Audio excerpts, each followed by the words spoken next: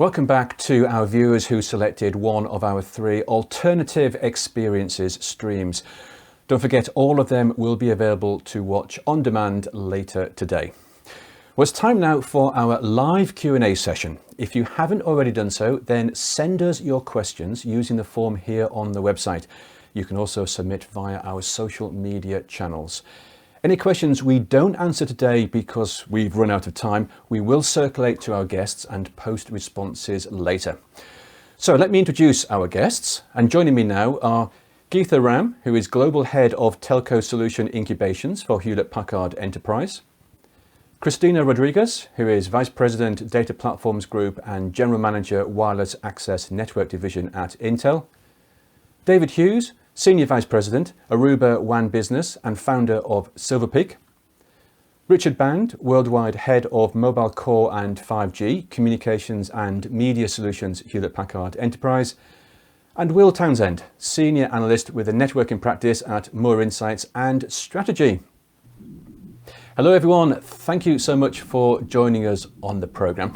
Now the theme of today has been all about how to realise the full potential of Open RAN and 5G. We spoke to the CEO of HPE about his telco strategy. Howard Watson of BT Group gave his views about the future of telcos and services. And we also heard from Vodafone, Verizon, Deutsche Telekom, Orange and Big Globe about how they are transforming their networks. Now, before we address our audience questions, I'd like to hear your thoughts on the sessions we've just watched and also to add any additional views you have. Will, let me turn to you first. Antonio Neri made it clear how important telco is to HPE's edge-to-core platform as a service strategy. What did you think of his responses? I think, Guy, thanks, by the way, for having me on the broadcast. I thought his comments were spot on. From my perspective, telco is a poster child for edge computing. It brings a supercharge effect to 5G deployments. And it's about reducing that latency and unlocking the transformative use cases that result from that. Personally, I'm also impressed with HPE's end-to-end approach to this.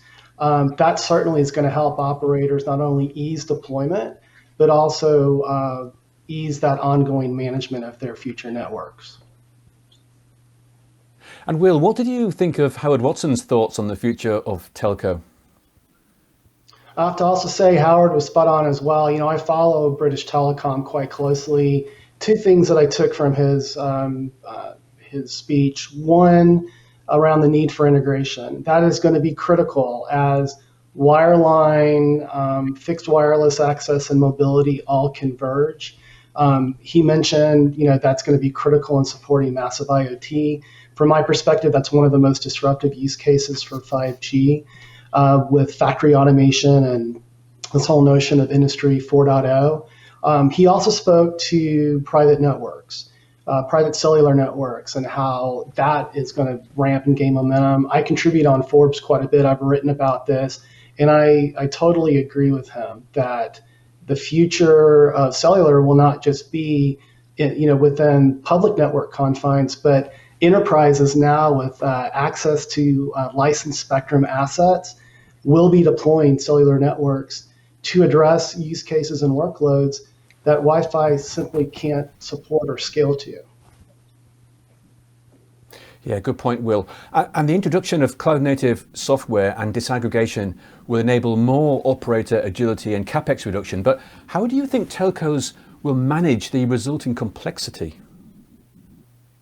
Well, they're going to need trusted partners like HPE. This is different. In the past, infrastructure has been purpose-built.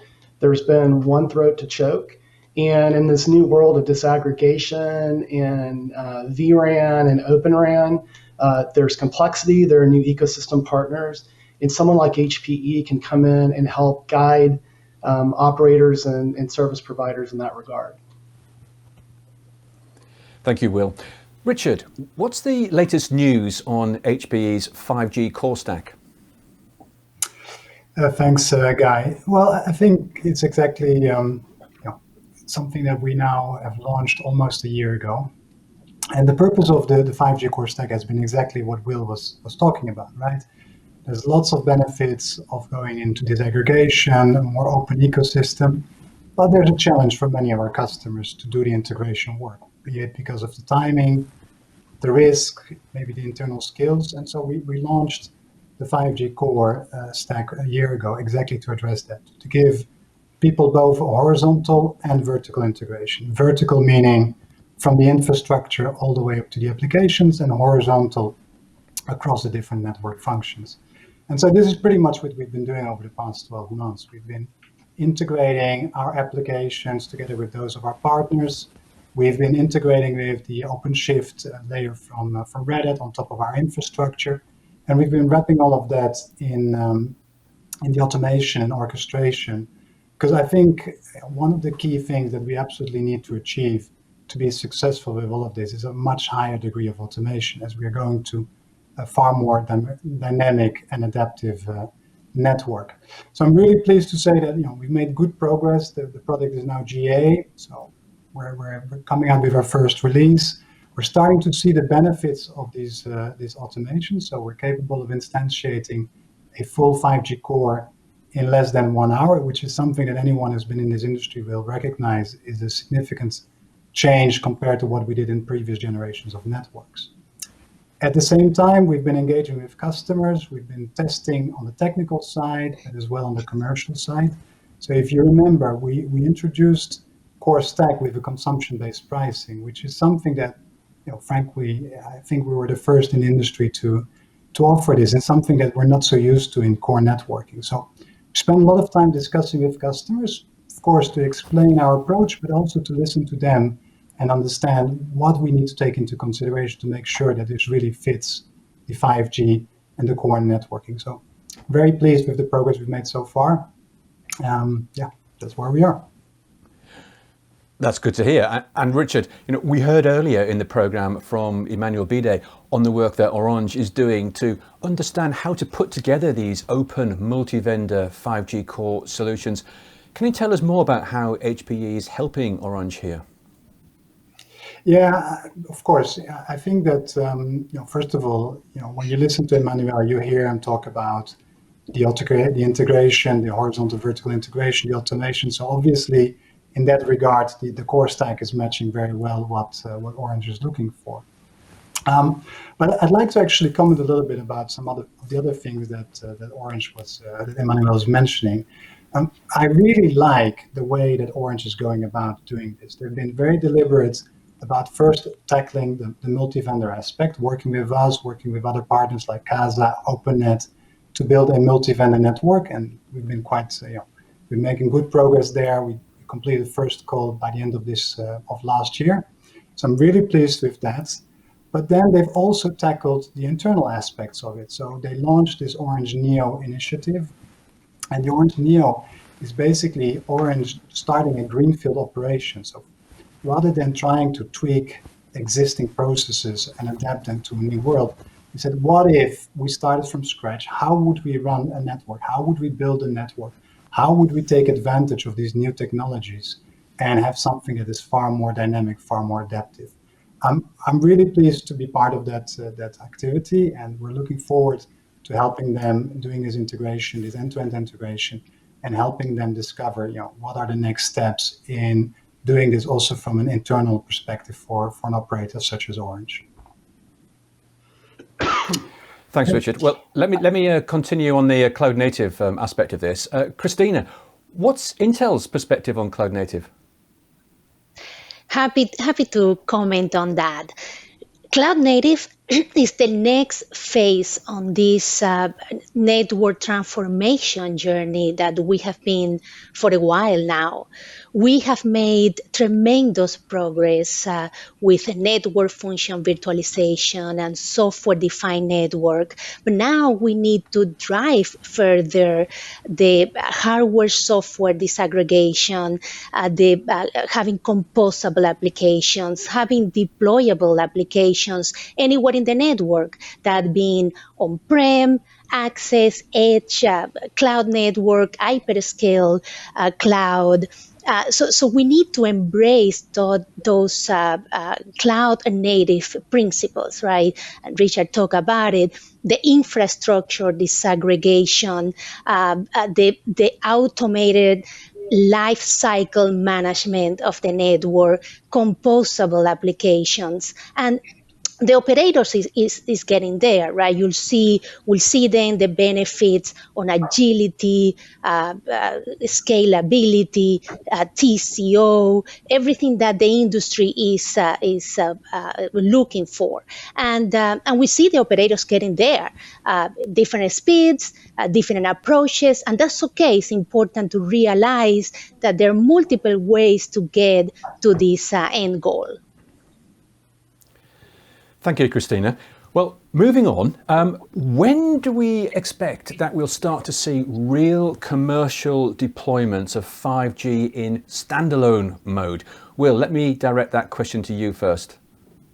Sure, Guy, thanks. We're already seeing T-Mobile in the United States was first to raise their hand and begin deploying standalone 5G. And I believe you'll start seeing that with other greenfield deployments as well.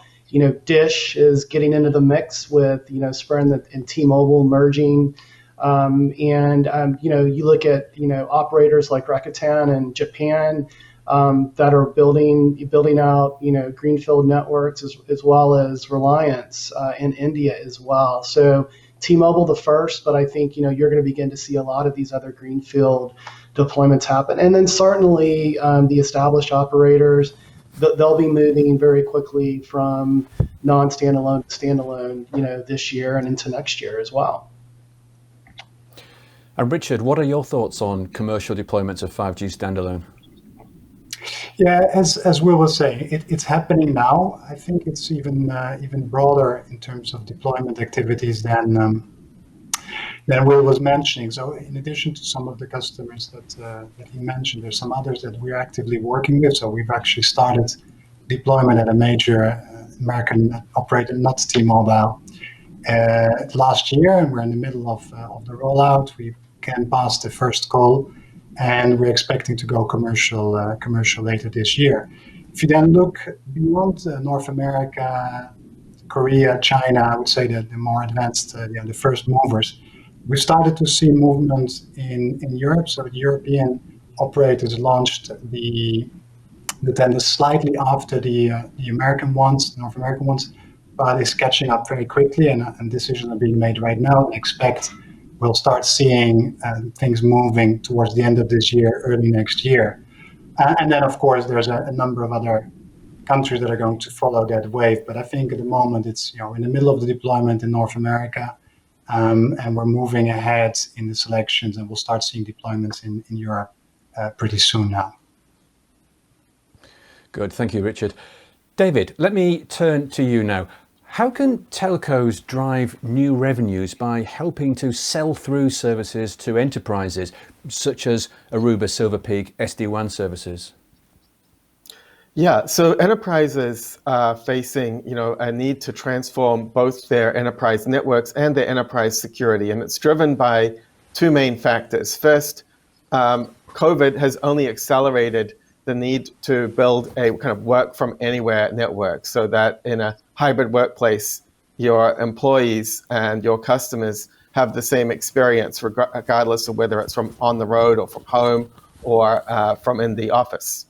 And then secondly, with digital transformation proliferating the number of IoT devices and the kinds of IoT devices, enterprises need to both connect and secure all of that infrastructure. So the opportunity for service providers is to help enterprises with that transformation. With technology like Silver Peak, now Aruba's Edge Connect, we can help them transform their edge to be able to leverage the cloud, to be able to leverage wired and wireless internet connectivity to complement their existing MPLS data center-centric approach with a cloud-first, internet-focused approach. While that technology is available for enterprises to potentially do it themselves, the majority are looking for a partner who can help them, particularly if they are global enterprise. They do not want to be managing tens of different contracts for connectivity all around the world. they may not have the resources to be able to deploy, and they may not have the skills to continue to manage that after deployment. So they're looking for partners, particularly global partners, who can help them transform their network, and in parallel with that, also rethink the way they're doing security, moving from a perimeter-based security model to an edge-to-cloud type model. And beyond that, I think the other opportunity for service providers is to move beyond the kind of WAN connectivity and look at what they can do in terms of managing the LAN side, the wired wireless LAN inside the enterprise. So those are some exciting opportunities that I see for service providers with SD-WAN and with the Edge Connect portfolio. And David, what was your takeaway from our discussion with Verizon's Amit Kapoor earlier on how they are utilizing the HPE Aruba Silver Peak portfolio to help their customers? Yeah, well, first of all, I'm obviously very excited that we're part of Verizon's portfolio. I think that they're an IDC leader, and they have, presence in 150 countries, with, relationships with hundreds of different access providers. And so that's just what you need when you want to be able to pull together a global network. I also, like the way that they've selected us to help with, finding ways to integrate SD-WAN and WAN optimization together, and also looking forwards, thinking about how they do look to helps enterprises manage their wired and wireless LAN infrastructure in addition to the WAN. So we're really excited about working with Verizon and growing their business. Thank you, David. Geetha, waiting patiently, thank you very much. Can you tell us more about HPE's Open RAN optimized telco server, which Klaus Peterson mentioned earlier in our program? Yes, sure. Thanks, Guy. So DL110, ProLiant DL110 is our new Open RAN, virtual RAN optimized platform. So the way I look at it is currently we have the appliance model, the fully closed appliance in the current network. And the need is to go to a open platform, open and flexible platform for the edge, for the RAN workload. So what we have done with the ProLiant DL110 is we have essentially taken the best of both worlds. So we have taken the optimizations that are required for the RAN workload, yet made it open and flexible. So what I call that is, having your cake and eating it too. So essentially the platform is optimized for the RAN workload, which essentially means, having the right amount of network connectivity, making it IO intensive so that a lot of direct connect radios are possible, up to 18 narrowband, up to 6 midband, etc. And at the same time, making it very open and flexible with the options to plug and play any types of, any core count CPUs, any types of NICs, FPGAs, EA6, etc. for the RAN processing. So essentially, it is, like I said, best of both worlds. There are sessions in the today's event, session C, that talks a little bit more about the platform, but it is a very RAN optimized workload platform. Thank you, Geetha. And Cristina, how did Intel's innovation contribute to Open RAN, and in particular, the development of HPE's latest server? We are super excited to be part of HPE newest platform with our upcoming third generation of Xeon scalable processors. We design our technology for the network infrastructure use cases, for the core, the access, the edge, of course, the virtualized RAN. And we're very happy and very excited to see HPE using this technology to advance 5G innovation. Thank you, Cristina. And a quick reminder to our viewers, please send in your questions to us as soon as you can. We'll work through as many as possible in the time we have during this live show. And there is a very relevant question that we've just received in this past few minutes. And Geetha, maybe this is one I can put across to you, because it's talking about the server, regarding the new server. Was it designed to ORAN specifications? And how will you ensure that it will work with a variety of accelerators, both existing and new ones? Are you able to comment on that question? Yeah, absolutely. So was it built to the ORAN specifications? Absolutely. It is compliant to the ORAN specifications, as well as we work with the Facebook TIP Open RAN groups, and it is compliant to those specifications. How we manage the different accelerators and the different combinations of things, kind of going to what Cristina was mentioning earlier, we work very closely with partners such as Intel, and we are working right now with Intel on this verified reference configuration part of the program.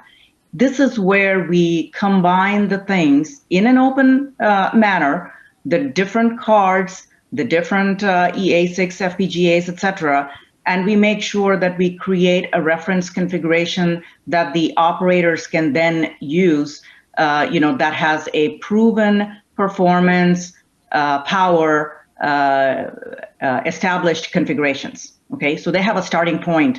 And I think many of our customers mentioned in the sessions before how some of the things that they're worried about, the operators, are the rollout of 5G with respect to its maturity. So we work with partners such as Intel, Wind River, et cetera, to create that blueprint, to create that reference configuration so that it is easier for the operators to then adopt this solution. It is not the other extreme of, one neck to choke type of thing, but at least it is a step in the right direction where we pre-integrate and pre-prove the performance and power of set configurations. Thank you very much, Geetha. Cristina, did you want to come in on that one, or are you okay? No, I think it was, I enjoy very much what Geetha said. And just talking about this verified reference configuration, this is a way to offer a foundational reference with hardware and firmware and software for our joint partners and customers to accelerate the virtualized RAN plans. So again, I think it's an example of partnership and how important is this collaboration to accelerate the industry goals. Yes, thank you. There's some terrific work going on with Open RAN at the moment. I thought the Vodafone and Verizon session we just saw earlier on Open RAN was absolutely fascinating. Anyone got any views on that session, or Open RAN in particular? Will, maybe I could come to you on some Open RAN thoughts. Yeah, from my perspective, we've had NFV, we've had, vRAN for quite some time. With Open RAN, it really started, the momentum really started churning last year when, the US wanted to wed itself off of dependence on not only Chinese infrastructure, but even the likes of the traditional infrastructure, providers, from Europe. And so Geetha mentioned that, you have a lot of standards bodies that are in play. You've got, the ORAN Alliance, you have the Open RAN Policy Coalition, you have TIP that's trying to harmonize the two together. And so I do think there is some confusion in the market with respect to, vRAN relative to Open RAN. But I think, these consortia are working really hard to coalesce standards and to drive some unification there to go address that longer term. Thank you, Will. Time for another question from our audience here. And the question's about systems integration. And the viewer asks, what role do we think that system integrators will play in Open RAN and 5G? And maybe what capability should they demonstrate? Anybody would like to tackle the SI question? So I can start Can you with take that, Guy, if you Great, don't mind. thank you, Geetha. So the SI will play a major role, but it depends on when. I think it was the CTIO of BT mentioned this, and he said it very well. When asked, why Open RAN is not as widely adopted at this point in time, he mentioned very clearly about the maturity of the solution. And that is where we are right now. We are all learning together, along with the operators, hardware configurations, the software configurations, how to put it all together, because we're going from a fully integrated monolithic solution to how do we be open, how do we ensure the right components are in place as the market requirements change. So that's what we are all learning at this point in time. And when it gets to a point, and this is where our work with our partners such as Intel is helping them, when we get to a point where we have chunks of solution predefined, meaning pre-configured with the right performance, power, etc., then the SIs come into play, and then the SIs can put the whole solution together along with the hardware infrastructure solution and the software. And then there's other things that other customers, other operators mentioned, like Peter from Deutsche Telekom and Andy and Shankar from Vodafone and Verizon. There are other things that go along with it that the SI needs to handle, such as management and deployment and the whole automation, because edge is pretty large in scale, pretty huge in scale, as well as you need the way of managing and deploying these things in a automated manner, because it cannot be done like the core network where things are centralized. So it's a challenge by itself. So all those things come into play, and there is absolutely need for SIs to jump in and help the operators with that. Thank you. And Richard, would you like to come in on this question? Yeah, I wanted to comment on this one. I think the role of the system integrator is potentially very, very interesting. Maybe not so much on the integration of the core network itself. I think the core network and the 5G pure network connectivity, if we want to achieve the degree of automation that we're talking about, then it requires quite a lot of pre-integration. I'm not sure that that's viable on a customer-by-customer basis with traditional SI work. But I think we've been talking a lot about disaggregation of the network, but there's another fundamental aspect in my mind when we talk about 5G, which is that 5G as a network is not a finished product in my mind. So in previous generations of networks, we would define the new standard, we would implement it, we would roll it out, and the customer benefits would be immediately defined and available for use. Faster connectivity, internet on a mobile, etc., etc. In 5G, though, I'm starting to look at the network as an intermediate product that needs to be combined with specific capabilities, specific applications, if you will, for industries, for the industries to have true benefit of the end-to-end 5G capability. And here, I think system integrators play a crucial role. They have a deep understanding of industries other than telecommunications. Of course, they understand telecommunications, they understand the other industries, and they can really help bring the benefit of 5G into the individual industry verticals, and something that in my mind is a crucial ingredient for us to monetize 5G. Thank you for that. And Will, would you like to add to this question? Yeah, Guy, I just wanted to add, from my perspective, there are a couple of, things that are going on here as momentum builds, for Open RAN. I think one is, concerns around performance, right? So the discussion, around Open RAN it's been very CapEx and OpEx, disruptive, but will it necessarily deliver the right levels of performance? I think number one. So I think, these initiatives, these coalitions are helping to sort of, flesh that out. Companies like Qualcomm and Intel are jumping in and providing their expertise as well. And also, you got to step back and, most operators around the world were already, in the midst of deploying their 5G networks, had made commitments to traditional infrastructure providers and weren't necessarily going to put the brakes on that. So I believe the proof of concepts will continue.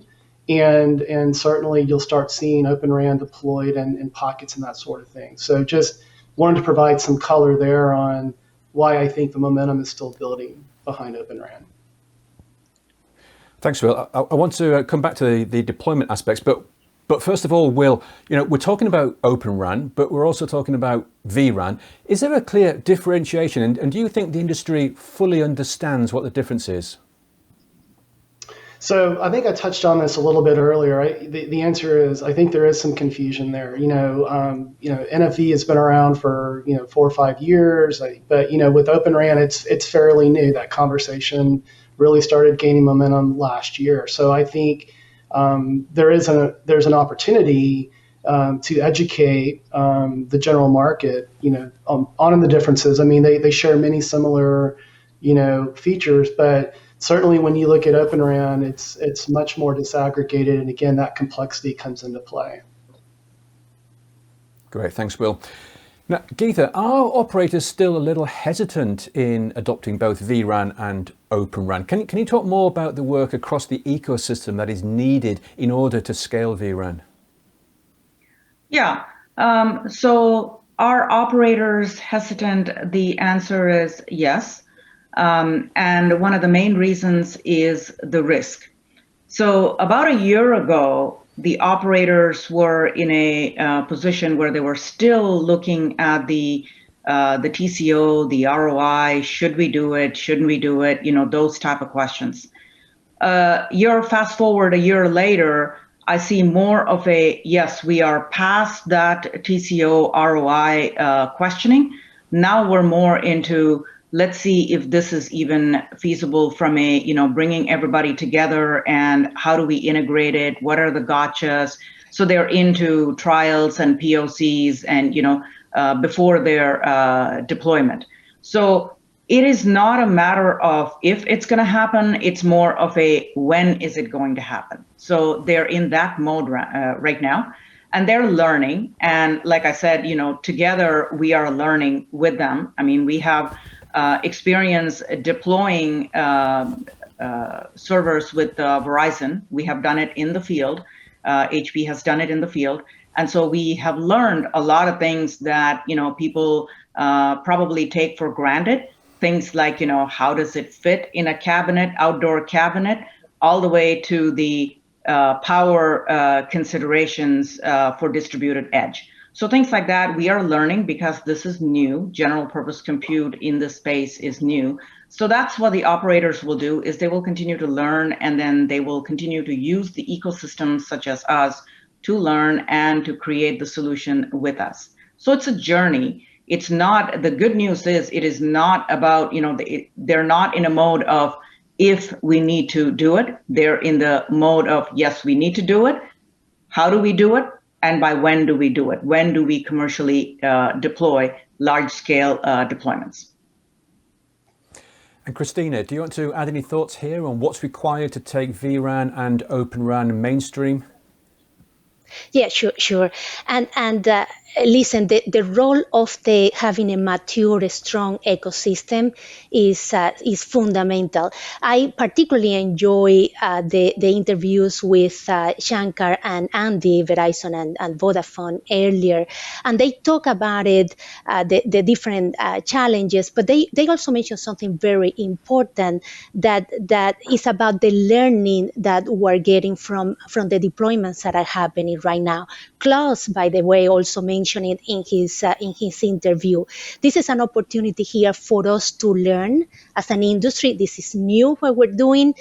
It's complex, right? The RAN is a complex segment, and it's important. Geetha was just saying it really well. It's important that we learn from what is happening, from what is doing, and it's important that we have that strong ecosystem in place.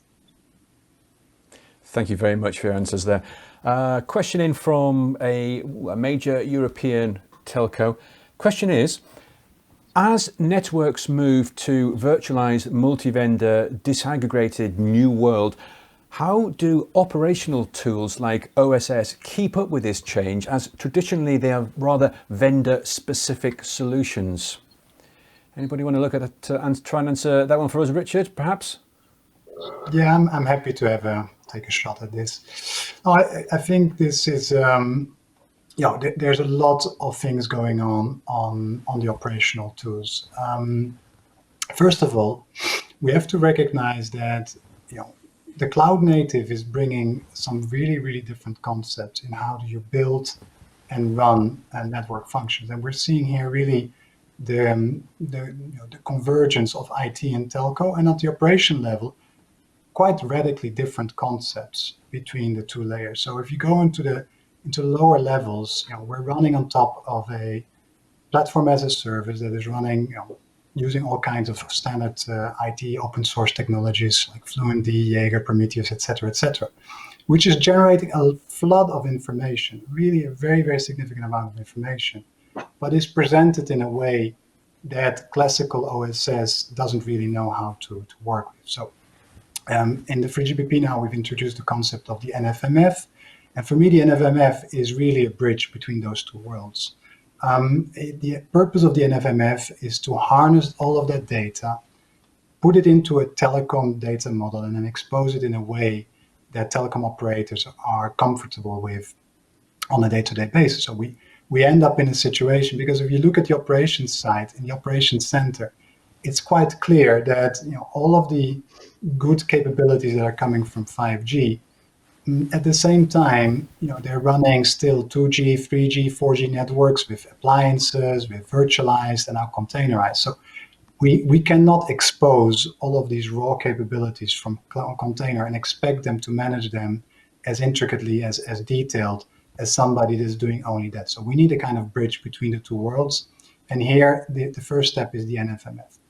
Then the other piece is, again, I'm coming back, and I'm sorry for this, but I keep coming back on automation. So automation is key, but this means that we really need to think from the get-go about what are the steps that we want to do and how do we do this from the design phase to the deployment to the operations, and how do we close the loop between all of this. And this is another area where we see a lot of innovation, and obviously it's a prerequisite for us to be able to then do the network slicing, which will come on top and will exploit all of these capabilities. So really a lot of work is going on in this area, and super exciting in my mind to see how this is evolving. Thank you very much. Quick question just come in. Geetha, I might put this one across to you if possible. And that is, how are HPE's partners involved in HPE solutions for telcos, particularly around the OpenShift container platform? So yeah, this is where, Guy, we work with our partners to create what we call the telco reference blueprints. So we work with everyone from the hardware infrastructure all the way to the edge cloud. We work with our partners to put their appropriate software, OS software, containers, etc., on our platform, and work together with them to create a publishable configuration with the right performance, power, and even price, okay? All three Ps. So making sure that the right configuration is established. That's how we make it easier for the operators, so they don't have to do it all, repeat it all over again, operator to operator to operator. So we publish those telco reference blueprints. By the way, we have been doing this for the core network since 3G. So this is nothing new for us. So we have been doing that for the core. The only challenge here for the edge and the RAN is this space is new. And this is something, considering all of the challenges like latency and so on, we have to be extra cautious with respect to performance and power. But otherwise, we are, HPE does work with our partners to create these reference blueprints. Great, thank you. And I think we've probably got time for one more question from our audience. And it's a question here from a Latin American telco. It's very similar to another question on a very similar theme here. For 5G to work better, is it necessary to adopt CNFs, Cloud Native Network Functions? And what type of technology would be involved? And could CNFs run on a virtual environment or directly on bare metal? Anybody like to have a stab at this final question? Richard? Yeah, certainly. First question, okay, is CNF or is cloud native necessary? We believe absolutely yes. We've been in telco since about 30 years now, 2G, 3G, 4G, and we've kind of always evolved our software as new generations came out. And when we looked at 5G, we said that if you want really the dynamicity of a 5G, you need to go stateless. You need to be able to scale. You need to be able to move workloads around. You need a much flatter network. And for us, the conclusion was very clearly that continuing with the existing development paradigms isn't going to work.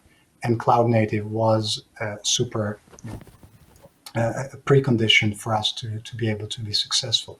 And quite frankly, our partners have adopted the same approach. So I think cloud native definitely is a prerequisite to achieve the flexibility, the automation, et cetera, that is required for 5G.